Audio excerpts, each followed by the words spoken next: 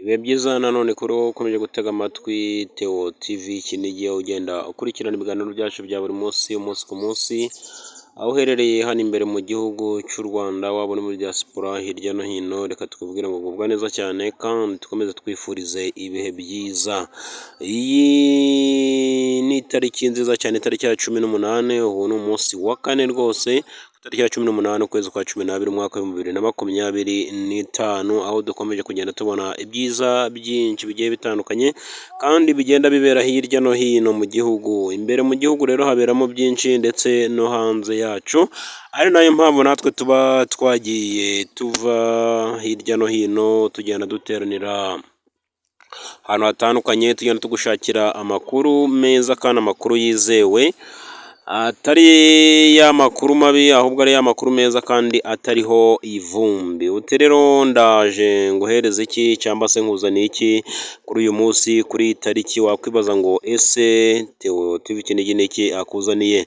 Reka rero mbere yuko tugera mu mwanya wo kuba twatangira ikiganiro cyacu, reka nkubwire ngo wowe utarakora subscribe, nyarukiraho rwose ukande kuri subscribe, kuri like, share and comment, kugira ngo ibiganiro byacu by'ubutaha bijye bikugeraho, cyangwa se uko tubishizeho ujye ubona ubutumwa bugufu bukubwira ko hari ubutumwa cyangwa se hari ikiganiro dushizeho ako kanya, kugira ngo uze kuba wagikurikirana. Ni muri urwo rwego rero ibyo byose biba bigenda byakorwa kandi bigakorwa neza, kandi twese dufatanyije iterambere ry'igihugu riba ryiza cyane. Hanyuma rero ahangaha turaza kuganira ku mpinduka nyinshi zigiye ziraba hano muri ADEPR, itorero ry'u Rwanda rya ADEPR rikorera mu Rwanda.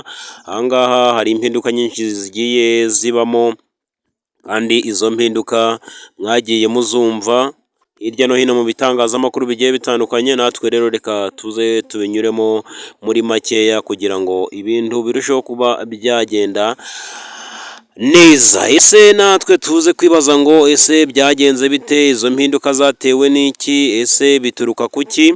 Ayo ni amakuru uba ugomba kuba wamenya kandi nawe ukagira icyo uyamenyaho, aho itorero ADEPR ryatanze amabwiriza mashya agomba kugenga amakorali cyangwa se amatsinda akorera muri ADEPR. Ayo ni amatsinda yo kuramya no guhimbaza. Ahangaha rero basohoye igitabo gifite paje zigera kuri 30 cyangwa se 30, paje 30, zirimo amabwiriza agiye atandukanye. Numva ko ni igitabo kirekire, ariko nyine turaza kureberamo bimwe by'ingenzi.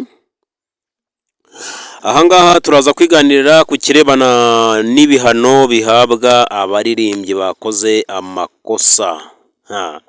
Ahangaha rero ntabwo biba byoroshye, burya birakwiye ko uba ugomba kumenya byinshi bigiye bitandukanye.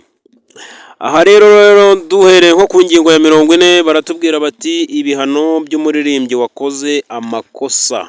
Ibyo bihano wakwibaza ngo se ni ibihe? Barakubwira bati ibihano byo mu rwego rwa mbere, umuririmbyi wakoze amakosa yoroheje ahanishwa kimwe mu bihano byo ku rwego rwa mbere, ari byo ibingibi bikurikira.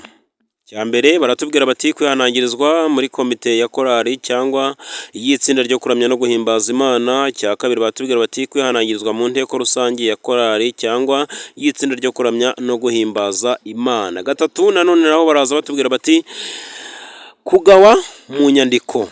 Umuririmbyi wakoze amakosa kuko ahanishwa n'ibihano byo mu cyiciro cya mbere. Ahangaha baratubwira bati ni ukukwandikira ibarwa yo kukugaya rwose. Cya kane baratubwira bati kugayirwa mu nama mpuzabikorwa y'itorero.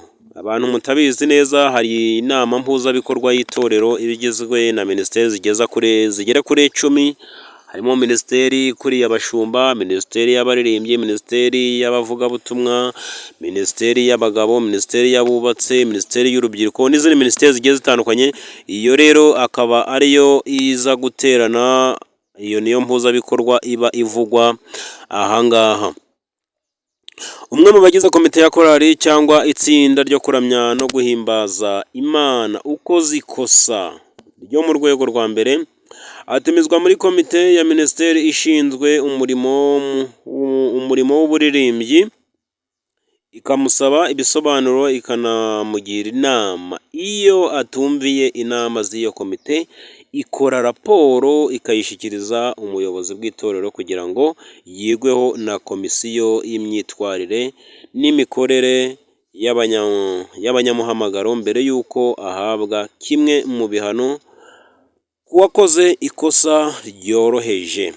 Ibihano byo mu rwego rwa kabiri rero wakwibaza ngo ibyo byo ni ibihe? Hari ibihano rero byo mu rwego rwa kabiri nabyo bigenda bihabwa abaririmbyi, ari byo ibingibi bikurikira. Icya mbere baratubwira bati guhagarikwa mu gihe kingana n'ibyumweru 2. Kabiri baratubwira bati guhagarikwa mu gihe kingana n'ukwezi, cyangwa se guhagarikwa mu gihe kingana n'amezi 3, cyangwa se icya kane aricyo gikomeye kurusha ibindi, gusezererwa muri korali cyangwa mu itsinda ryo kuramya no guhimbaza Imana. Ko mbona bitoroshe, birakomeye rero. Murumva ko n'imperuka zigiye ziza zivuguruza ibyagiye bikorwa mu bihe byagiye bitambuka. Hanyuma rero nanone ahangaha baraza batubwira bati ku ngingo ya 44 baratubwira ngo abafite ububasha bwo gutanga ibihano, wakwibaza ngo ni bande? Abafite ububasha bwo guhana umuririmbyi ni aba bakurikira. Ibihano byo mu rwego rwa mbere n'urwa kabiri bitangwa na perezida wa korali cyangwa se rya tsinda ryo kuramya no guhimbaza Imana. Iyo ayo makosa akozwe na perezida cyangwa n'umwungirije aba n'umuyobozi w'itorero. Dusubiremo aka kantu. Ibihano byo mu rwego rwa mbere n'urwa kabiri bitangwa na perezida wa korali cyangwa w'itsinda ryo kuramya no guhimbaza Imana. Iyo ayo makosa akozwe na perezida cyangwa umwungirije ahanwa n'umuyobozi w'itorero. Igihano cyo gusezerera umuririmbyi gitangwa n'umuyobozi w'itorero. Byumvikane rero aho ngaho iyo bagusezereye muri korali nk'itorero, nabyo umukono bashyiraho ni wa mukono uvuga ngo ni ukuguheza kugabura, si byose? Aho ngaho uba uhejwe kugabura. Ingingo ya 45 baratubwira bati ihagarikwa n'iseswa rya korali cyangwa ry'itsinda ryo kuramya no guhimbaza Imana. Korali cyangwa itsinda ryo kuramya no guhimbaza Imana ihagarikwa by'igihe gito cyangwa biseswa ku mpamvu zikurikira: iyo batagikurikiza inyizerere shingiro, icyerekezo n'indangagaciro by'itorero ADPR. Icyo ni kimwe cya kabiri. Igihe cyose korali cyangwa itsinda ryo kuramya no guhimbaza Imana bigometse ku buyobozi bw'itorero bakagirwa inama ntibisubireho mu gihe hagaragaye imwe mu mpamvu zivuzwe haraguru zatuma korali cyangwa itsinda ryo kuramya no guhimbaza Imana bihagarikwa, amaze kugisha inama umushumba wa paruwase,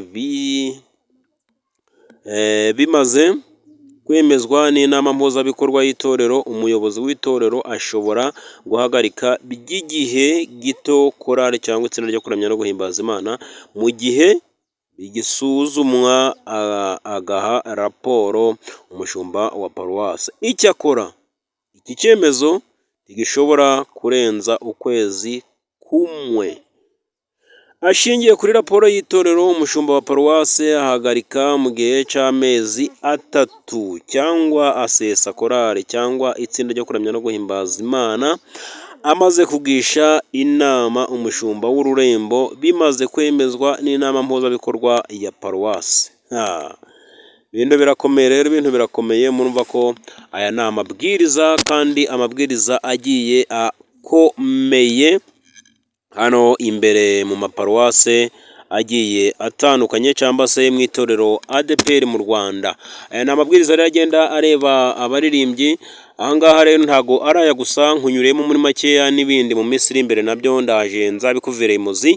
Hanyuma Reka tubabwire ngo mwakoze kudutega amatwi cyangwa se gukurikirana ibiganiro byacu.